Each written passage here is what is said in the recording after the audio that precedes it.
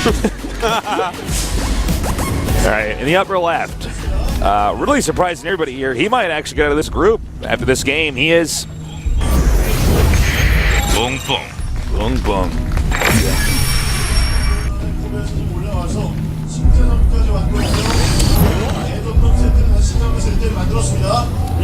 And in the bottom right, we have our Protoss legend here to try to get to the finals and hopefully win this GSL code as he is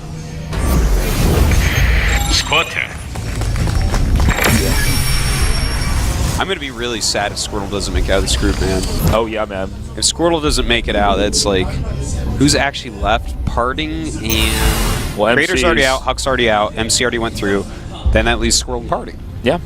Well, I think Parting will get through. Well, yeah, he should. He should. But imagine if Squirtle doesn't go through, and then we just have like MC and Parting in the top 16. That's tied for the least Protoss we've ever had in the round of 16. Don't forget the two Protoss casters still here. Yeah, that's true. When we make it to the finals of every GSL. That's what's it. It's one thing about Tastos is we're always at the finals of every tournament, man. Yeah. All right, BBoongBBoong has actually gone for an early pool here, and Squirtle is not scouting. This could be a dangerous situation. I don't know the exact distances on this map, so it's actually hard to say exactly how this is going to turn out. But he has gone Nexus. Now, this is actually going to be... This is a good build by BBoongBBoong because he can pressure the wall, and it's going to force him to cannon in the back immediately as well. See this map, and in fact, these slings are going to get here. You know what? They're going to get there before the cannon. Squirtle's going to... This is not going to be good. This is not going to be good, Tasteless. People are going to get hurt. Yeah. Specifically, Squirtle's going to get hurt. Yeah. And he's been hurt before, man. Yeah. MVP killed him with double proxy racks that he held off. That's right, he did actually. That's hurt. He can actually go for the pylon and go for the depot. Yeah, looks like he's going to go after this pylon for now. I feel like, yeah, go after... no, actually... All right, he's going to lose so much time. Look at this. Yeah, 2 locations. Holy crap. This is so difficult. And now he doesn't... His cannon is not powered at the moment. Yeah. Now he's going to start attacking his cannon. This is actually like... And now he can just run past the cannon, likely. But Squirtle's going to hold his place right here. And so many probes going down so far. Run! And it looks like 1 Zergling's going to live. But you know, 1 is enough to still mess up mining. 7 timing. Probes died. Well, this one's so low he can actually just right-click 1 probe on it for a while, at least. Yeah. Which is good. All right, so it's 12 probes against 14 drones.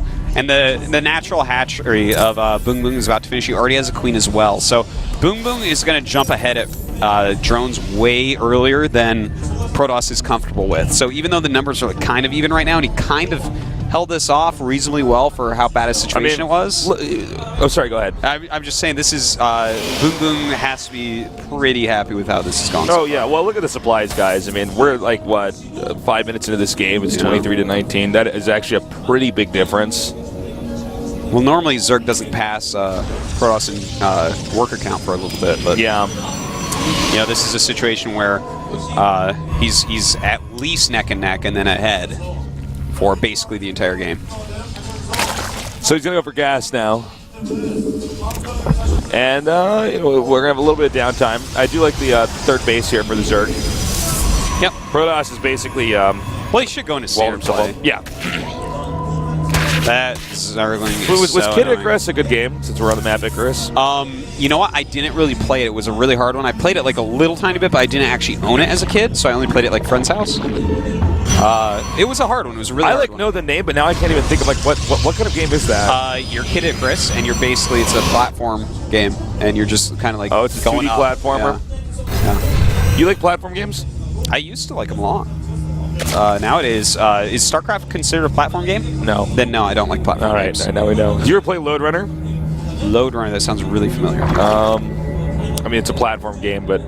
Sounds really familiar. I probably played it at some point. It's a good game. Cool. That's my story. All right, Stargate on the way. Yeah, you know what? It's a good choice. And the Stargate is... I mean, there's a chance that he can do an all-in off of Stargate, of course, like some weird Void Ray stuff, or maybe just Stargate into many gateways, something like that. Not very likely, though. Probably going to go into a third base. And that's the correct thing to do, because you need to have no hiccups on your way to a 2-base all-in against Zerg nowadays. If you have any hiccups like what we've already had for Squirtle, the odds of actually breaking through Zerg that has an economic jump on you, very low. Whereas he can work back towards being even, getting ahead perhaps as well, via the Stargate pressure and the harassment. So, for the time being, it's only going to be the Stargate that can really get out and do much. The Zealot's really just here to kind of pressure away the Zerglings. We got 12 lings in the way along with speed, and actually 24 now, so there's a possibility that he's going to go ahead and just try to go right for the rocks. Yeah. And just tear that down. And sorry, go ahead. Yeah, no, I think you're right. He's definitely going to pressure with that, and just having that many lings out against someone that opens Stargate, it's going to make it really hard for Squirtle to actually take the third, especially on this map, because the lings are going to be so mobile. And opening with Stargate, he's going to have less gateway units than normal. Yeah. So it's just going to be really annoying for him to actually make anything happen. You know, one of the weird things about this map is I do feel like, and this map is very new, in fairness, I feel like it's pretty tough for the Protoss to keep the third. Yeah, you're pretty I'm far not sure away. yet, but yeah, I know what you're saying. It definitely looks like that. Well, this is a very annoying scenario because these lings are going to break through probably, well, with a force field, I guess. You should be able to get that cannon in place. You know, he made those roaches too, so you know he can actually just stay away from there and actually still hit that. You know what I mean? With the roach range. Well, he's losing quite a few lings here.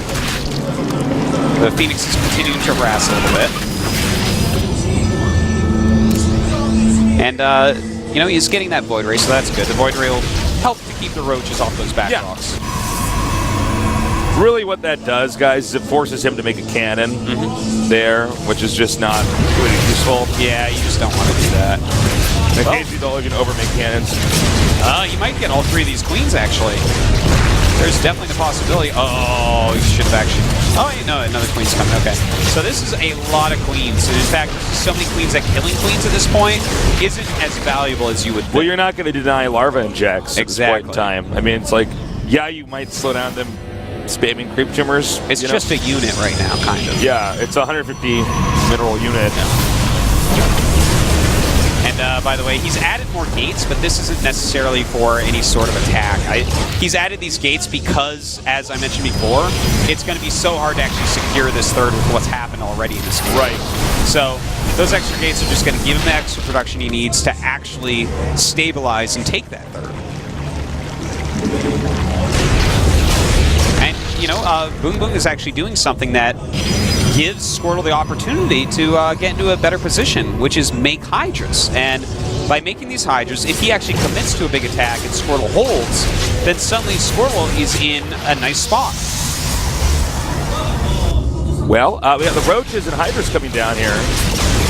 Dude, by the way, BoongBoong is like so good.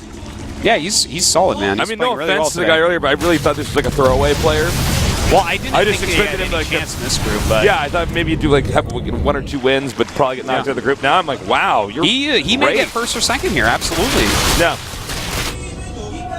especially considering the lineup. You know, this is getting rough. I mean, the fact that Squirtle hasn't put down this Nexus yet is beginning to frighten me. Yeah, well, Zerg's almost at 100% supply. Oh, this is going to be canceled. Okay, at least he canceled it in time. Yeah. Well, the Hydra's out here. I mean, this makes force fields not as useful. He tries to isolate some roaches and lings. I mean, the Hydras can still shoot over the force field easily. Yeah. Oh, no, that's a weird... You know what? You thought those force fields were going to be gone. Anyways, some pretty good force fields coming out here, but a little bit too many units here from BoongBoong, and now most of his force fields are used. So this is actually a big issue. I don't think Squirtle can get a third, actually. Yeah, and he's actually getting flanked by Hydras. Everyone watch this. Mark this down on your calendars. Hydras just flanked off creep. This is true. Goes to show you that Immortal's not particularly good against Hydras here. Yeah. And now he can't get another base, and the Phoenix has come just in time. GG. Yeah, GG. Whoa. Phoenix is there just in time to pick up units that Stalkers can't shoot down because all the Stalkers are dead. Well, Boom Boom, congratulations. I'm looking forward to seeing how far he can go. Yeah. And this guy has no team. I know. Sick. Hint, sponsors. Yeah. That's a solid showing today, man. He's taken out Yun, the runner-up from last season, and now he's taking out Squirtle, a runner-up from a GSL Code S last year. Yeah. He's in great shape. He is. He's played very solid. He's chosen strong strategies. He's executed them well. Can't take anything away from his victory here tonight. He played a series of very good flip builds, very progressive builds too, on new maps against very quality opponents. Yeah. He beat Yun and Squirtle. That's no small feat. No, it's not. Is he going to be our dark horse for this GSL? He could. Maybe, man. That would be wild, and what a good thing for his career. What a boost to his career this really is. Yeah, no kidding, man. Well, we're going to take a quick little break, and when we return, we're going to go on to match number 4 here, the losers match at the GSL Code S.